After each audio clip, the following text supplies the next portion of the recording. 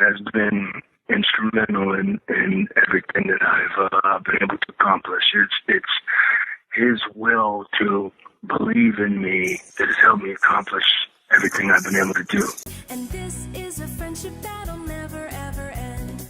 Previously, we discussed Ramblin Rabbit and what he could mean in the Bray Wyatt story, and we kind of hinted at the idea of a big secret. We know Ramblin Rabbit has a big secret to tell us, but we just don't know what it is.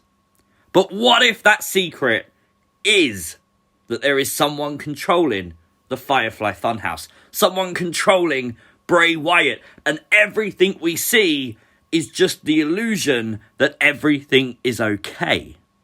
Now, this is very interesting because the first person that comes to mind every time you mention this is Vince McMahon, the billionaire boss of the WWE.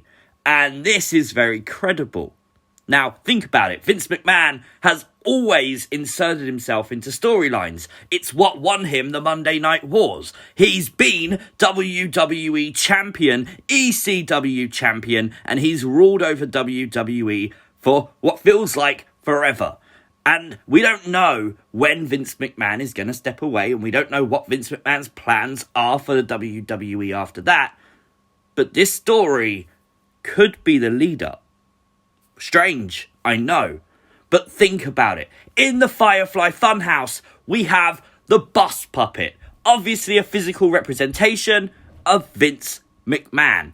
This puppet is money hungry. It is absolutely in charge of Bray Wyatt. We have seen him basically order Bray Wyatt to do things, to basically do the muscle man dance, to work out, to get things right, or else. And obviously that threat is to be fired. We saw the Devil Vince puppet introduce Wobbly Walrus. Bray Wyatt didn't want Wobbly Walrus there.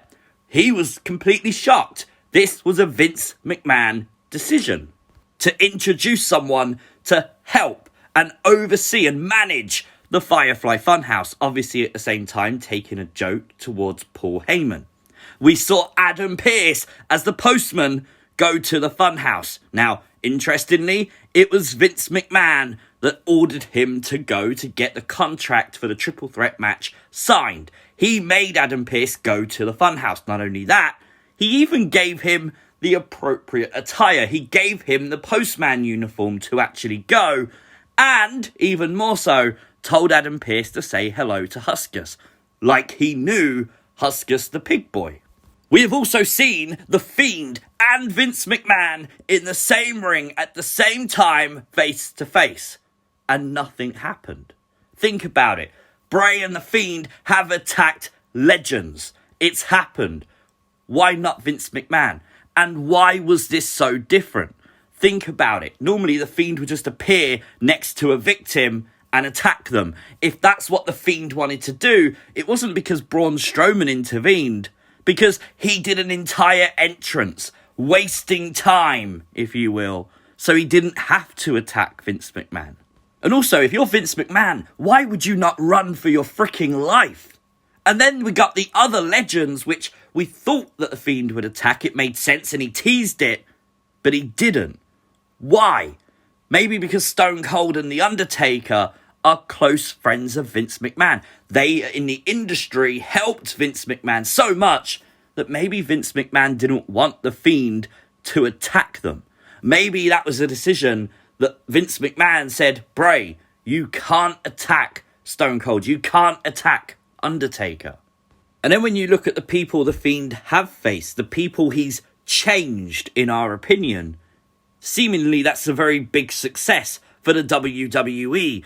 You create career resurgence because of a character change driven by the demonic Fiend. That is exactly what Vince McMahon wants. Better characters, better matches, better storylines, better ratings, more money. Could all fit into place. We have long theorised that the way the Fiend changed people is by psychologically breaking them down. And if you psychologically break someone down and snap them to the point of insanity, then of course they're going to be driven to a character change. Think of all the high-profile matches Bray Wyatt lost in the WWE. And this is just a few on the screen where fans said he should have won every damn time. Obviously, psychologically, this is going to take its toll on the character Bray Wyatt, and we're going to get the snap of him becoming the Fiend. And I really like the idea of Vince McMahon being in control of that. Vince McMahon realising the psychological breakdown of Bray Wyatt over all those years and taking advantage of it. That would be a cool storyline to play out on WWE TV, and definitely gives you a way to explain the Funhouse and all the puppets and all the attacks and everything the Fiend has done perfectly. Even Goldberg.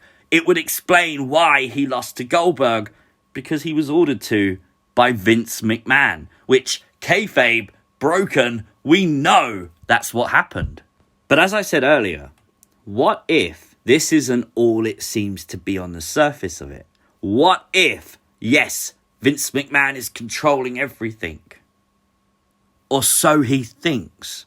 What if this is the story that eventually writes Vince McMahon off of WWE television for good? There is no way Vince McMahon will just walk out the back door of WWE and never be heard or seen from again. There's going to be an exit angle for Vince McMahon. So what if we do get that play out? What if we do get Vince McMahon revealed as the person controlling the Fiend, controlling Bray Wyatt, manipulating the Firefly Funhouse and everything inside of it to do what Vince McMahon wants it to do? And then we get the swerve. Mr. McMahon is not in control of the Fiend. Triple H is. Now, that's out of left field. I don't know what you're thinking. See, that's just weird. But there's actual proof of this. One, Bray Wyatt has told us Wyndham is the key. Wyndham being the real name of WWE superstar Bray Wyatt, so therefore we got to include everything Wyndham has done, including his early career, which we've seen tied into the Firefly Funhouse with Husky Harris. And think about it, Husky Harris was a failure. Bray Wyatt has said, and I quote, that he was nearly thrown out of WWE. He was told to change, or they don't need him anymore. We nearly didn't get anything after Husky Harris. Imagine a WWE without Bray Wyatt now. It's crazy, right? But of course, the success and everything he's done since Husky Harris has been credited to one man in WWE. Triple H has been instrumental in everything that I've been able to accomplish. It's his will to believe in me that has helped me accomplish everything I've been able to do. And that is Triple H himself. And while other people obviously get Bray Wyatt's appreciation and thanks in this creation of his character, it is only Triple H who gets that kind of credit from Bray Wyatt. And that interview is from the Stone Cold podcast he recorded a few years ago. Let's not lie. But it was a few years ago he first told us about The Fiend as well. So if Triple H continued to be a strong influence in Bray Wyatt's career on the main roster and not just in NXT, who's to say he wasn't groomed for this role, and maybe Vince McMahon knows nothing about it? Vince could have the delusion that he is in control of the Funhouse. He's making Bray Wyatt tell his story, and at the same time, Vince McMahon's reaping the profits from the Fiend doing what the Fiend has been doing. But the whole time, it's Triple H in control. Triple H in control of the Fiend, the Funhouse, and everything that's going on, playing the long game to get to the point where he can psychologically break down Vince McMahon, so Vince McMahon walks away from WWE, leaving WWE in control of Triple H. Now that makes sense because once again you blur the lines between reality and storyline, because we all assume that is what's going to happen one day. And is that why Bray Wyatt in the Funhouse constantly plays games? Throughout the entire duration of the Funhouse, we witnessed Bray Wyatt doing new wacky ways to play games, because is it time to play the game? Is the games itself a hint at the game Triple H? That could possibly be. I really like the idea of Swerve in it, having Vince McMahon think that he is once again on top of the world, and then out of left field, boom, there is the Fiend. There is the Fiend to break down Vince McMahon psychologically. And of course, the Fiend stands tall with Triple H. And I would really go with the line here. And if this ever happened, I would have Triple H simply say, hey Vince, you've always had your Phenom. I've now got mine. Introducing the Fiend to a whole new generation of the modern day Undertaker. With Wyndham being the key, that snippet from the Stone Cold podcast that I played you was Bray Wyatt as Wyndham. It was him out of character. So obviously this story, you've got to look at it in WWE realm and say that if he is going to be working for anyone, it's someone who he credits for helping him. Someone who he thinks he owes. And that would make perfect sense to be Triple H, with everything positive he's had to say about how Triple H has been with the Bray Wyatt character. And I know this theory's a little bit out there and a little bit weird, with a bit of fantasy booking added in. But how freaking cool would it be for Bray Wyatt to be elevated that much, to be involved in the retirement of Vince McMahon, and what would definitely lead to a complete change, because it would legit happen backstage too, of WWE entirely.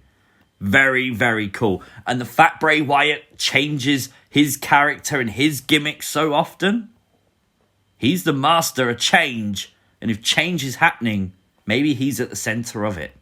Let me know your thoughts on this theory in the comments section down below. If you are new to the channel, hit that subscribe button and consider turning on post notifications so you never miss an upload. Of course, like the video. It really does help out the channel, so please do that. And of course, make sure you follow me on Twitter at CWrestlingUK. I will see you as always next time. Thank you guys for watching. Peace!